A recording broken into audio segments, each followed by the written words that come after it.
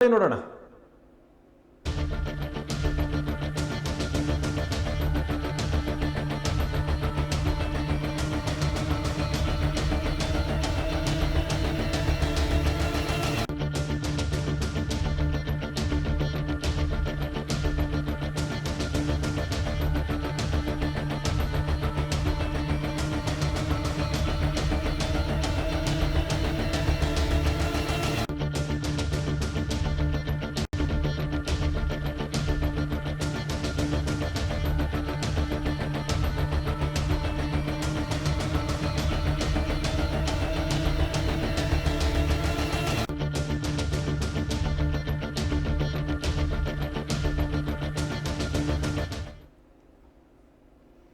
ಚಾಮರಾಜಪೇಟೆಯಲ್ಲಿ ನಡೆದ 3 ಹಸುಗಳ ಕೆಚ್ಚಲು ಕೊಯ್ದ ಪ್ರಕರಣಕ್ಕೆ ಸಂಬಂಧಿಸಿದಂತೆ ಪೊಲೀಸರು ಬಂಧಿಸಿದ ವ್ಯಕ್ತಿ ನಿರಪರಾಧಿಯಾಗಿದ್ದು ಘಟನೆಯನ್ನು ನ್ಯಾಯಯುತ ತನಿಖೆ ನಡೆಸಬೇಕು ಅಂತ ಬಿಜೆಪಿ ಒತ್ತಾಯಿಸಿದೆ.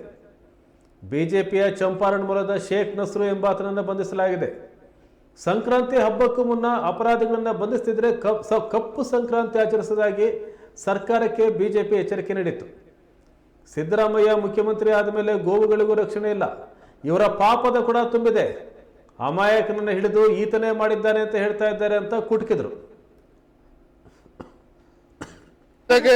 ಸಂಕ್ರಾಂತಿಯ ಶುಭಾಶಯಗಳನ್ನ ಈ ಸಂದರ್ಭ ಕೋರ್ತಾ ಇದ್ದೇನೆ.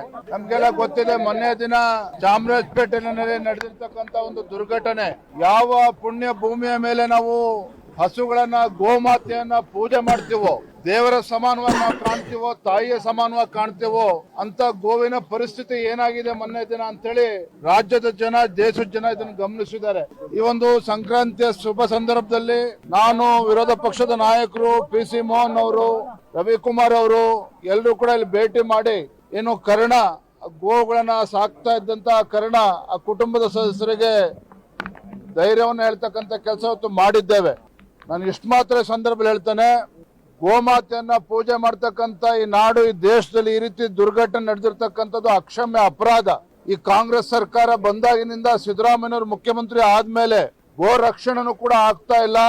ಈ ಮಟ್ಟಕ್ಕೆ ಇವತ್ತು ಬಂದಿದೆ ಅಂತ ಹೇಳಿದ್ರೆ ಈ ಸರ್ಕಾರದ ಧೋರಣೆನೇ ಕಾರಣ ಅನ್ನೋದನ್ನ ಸ್ಪಷ್ಟವಾಗಿ ಈ ಸಂದರ್ಭದಲ್ಲಿ ಹೇಳೋದಕ್ಕೆ ಇಚ್ಛೆ ಪಡ್ತೇನೆ.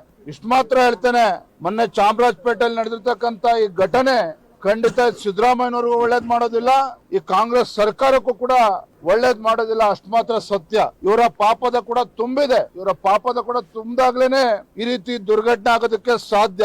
ಯಾರೋ ಒಬ್ಬ ಬಡಪಾಯಿನ ಹಿಡ್ಕೊಂಡ್ಬಂದು ಅವನೇ ಮಾಡಿದಾನೆ ಅಂತೇಳಿ ಬಿಂಬಿಸ್ತಕ್ಕಂಥ ಪ್ರಯತ್ನ ನಡೆಸಿದ್ದಾರೆ ಅಂತೇಳಿ ಇವತ್ತೆಲ್ಲವೂ ಕೂಡ ಚರ್ಚೆ ನಡೀತಾ ಇದೆ. ಆದ್ರೆ ಇದೆಲ್ಲದನ್ನು ಕೂಡ ನಿಜವಾಗ್ಲೂ ಕೂಡ ನಾವು ಮೆಚ್ಕೋಬೇಕ. ಕರ್ಣನನ್ನ ಬಡ ಕುಟುಂಬದಲ್ಲಿ ಬಂದಿದ್ರು ಸಹ ಎಲ್ಲವನ್ನೂ ಕೂಡ ಧೈರ್ಯವಾಗಿ ಎದುರಿಸ್ತಾ ಇದ್ದಾನೆ. ಹಾಗಾಗಿ ಸಂದರ್ಭದಲ್ಲಿ ಬಂದು ಅವನು ಭೇಟಿ ಮಾಡಿ ಅವನು ಕೂಡ ಧೈರ್ಯ ತುಂಬಿ ಇವತ್ತು ಹಬ್ಬದ ದಿನ, ಇವತ್ತು ಸಂಕ್ರಾಂತಿಯ ದಿನ ಗೋ ಪೂಜನೆ ಮಾಡಬೇಕು ಅಂತೇಳಿ ಇವತ್ತು ಎಲ್ಲರೂ ಬಂದು ನಾವು ಗೋ ಪೂಜನೆ ಕೂಡ ನಾವು ಮಾಡಿದ್ದೇವೆ, ಎದುರಿಸ್ತಾ ಇದ್ದಾನೆ. ಹಾಗಾಗಿ ಸಂದರ್ಭದಲ್ಲಿ ಬಂದು ಅವನು ಭೇಟಿ ಮಾಡಿ ಅವನು ಕೂಡ ಧೈರ್ಯ ತುಂಬಿ ಇವತ್ತು ಹಬ್ಬದ ದಿನ, ಇವತ್ತು ಸಂಕ್ರಾಂತಿಯ ದಿನ